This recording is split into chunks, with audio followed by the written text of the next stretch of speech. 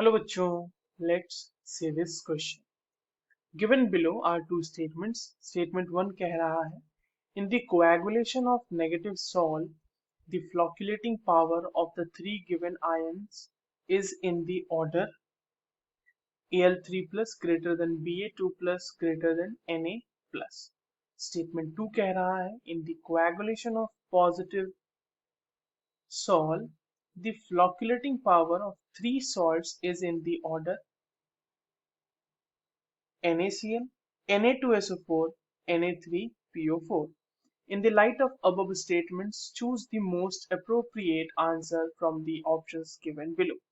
और इनके करेक्ट और इनकरेक्ट होने के बेसिस पे हमारे पास चार अलग अलग ऑप्शंस गिवन है। चलिए इस क्वेश्चन को सॉल्व करते हैं बच्चों। और सबसे पहले ये देखते हैं कि इस क्वेश्चन को सॉल्व करने के लिए हमें कौन से की कॉन्सेप्ट की जरूरत होगी। देखिए, कोएगुलेशन से रिलेटेड एक हमारे पास रूल होता है जिसको हम बोलते हैं हार्डी स्लूज रूल। हार्डी स्लूज रूल,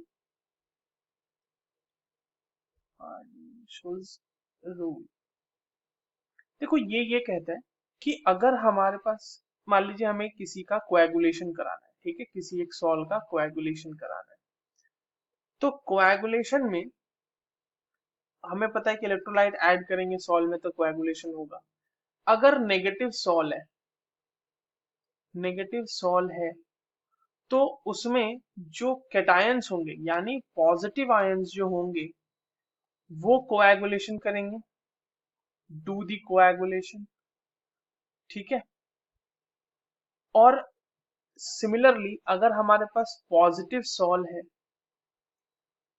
तो उसके साथ नेगेटिव आयंस जो होंगे वो कोएगुलेशन करेंगे, ठीक है।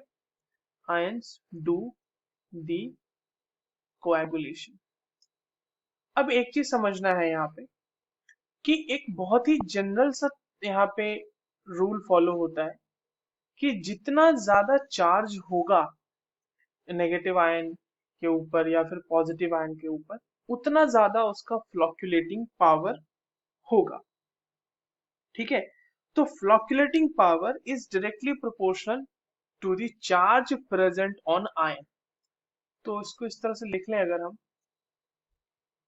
फ्लोक्युलेटिंग पावर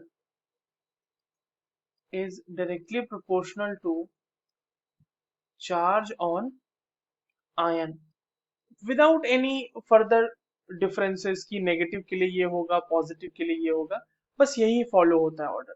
तो अगर इस ऑर्डर को फॉलो करते हुए अगर हम पहला स्टेटमेंट देखें तो फ्लोक्युलेटिंग पावर नेगेटिव सॉल्ट के लिए ऑब्वियसली कैटायन का ही देखेंगे, पॉजिटिव आयन से, तो Al3 प्लस का ज्यादा होगा Ba2 प्लस से और Na प्लस से, तो ये स्टेटमेंट तो सही है।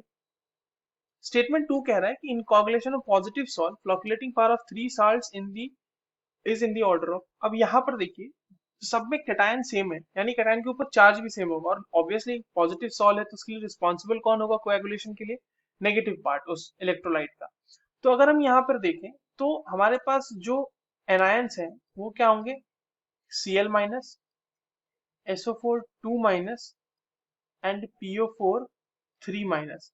अब ऑब्वियसली इसमें PO4 3 माइनस का फ्लोक्युलेटिंग पावर ज्यादा होगा क्योंकि उसके ऊपर चार्ज ज्यादा है। बट हमारे पास स्टेटमेंट में ये जो हमने ये जो ट्रेंड लगाया ये किसका लगाया है? फ्लोक्युलेटिंग पावर का लगाया है। और जो हमारे पास ट्रेंड स्टेटमेंट में गिवन है वो इसका रिवर्स है, यानी ये स्टेटमेंट हमारी गलत है। So statement one is correct but statement two is incorrect. So the fourth option is actually the correct answer. Statement 1 is correct, but statement 2 is incorrect. I hope you understood this well. All the very best.